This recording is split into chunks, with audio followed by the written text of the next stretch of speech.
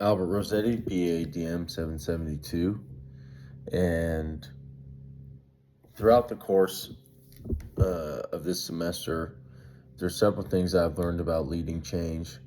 Uh, I think first and foremost is that it's not an easy thing to do, whether you're trying to make changes at an individual level, a small group level, or organization wide. It's a difficult task, and there's several reasons why it's challenging, but it's also not impossible. And there are several examples of individuals, teams, organizations that have made major shifts um, to change the trajectory of their um, success. And so, even though it's hard, it's definitely not impossible. And there's several things that I can do as a leader, as a manager, to help increase the the increase the chances for success in leading change.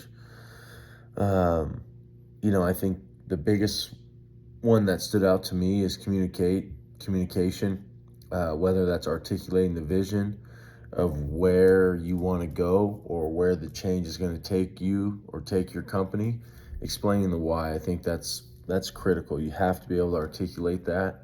Um, so if you can communicate the vision, articulate the goal, and then secondly communicate the why behind it, especially in today's age, I think uh, employees are wanting to know the why. They don't want to be robots. They want to understand why they're doing something. They want to understand why this is going to make their lives better, or why it's going to make the company better, or why it's going to allow them to be more successful in their roles. And again, that communicating, I mean, whether you're talking about being a strategic thinker or you're talking about persuading others, the way you communicate with people and how you communicate these goals, you can say, you can have the exact same goal, but if you communicate it in a very authoritarian, dictator like style, um, that may not resonate. The meaning may get lost in the message, right? So how you say things is going to have a big impact on how people receive them. And then, just most recently, reading about the elephant and the rider and how to motivate people, and knowing that you have folks, guys and gals within your group or company that are motivated, either are elephants or are riders. And so when you try to create a goal or you try to motivate a large group, it's got to be one that's going to be able to tap into both sides of those. Because if you're only motivating the rider and you're not motivating the elephants, you're going to get a lot of drag. And if you're only motivating the elephants and you're not motivating the riders, you're not going to be as successful as you need to be. Um, I thought the teacher did a great example of articulating a goal for her students in the book Switch. Uh, we want to be at a third grade level. One, for the riders, they easily knew what that meant from a capability standpoint.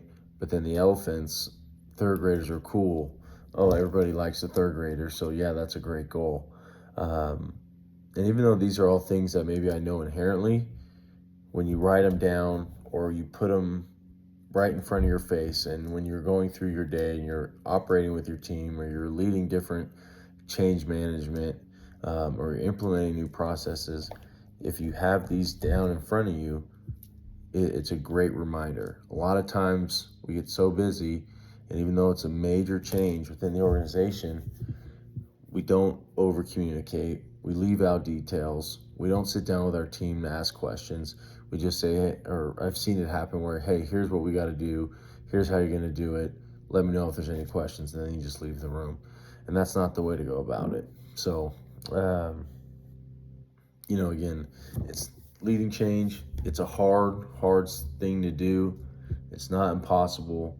You can take a systematic approach on how you lead change, and by doing certain things every time and staying consistent with it with your team, you'll be able to more consistently lead and drive change throughout your organization.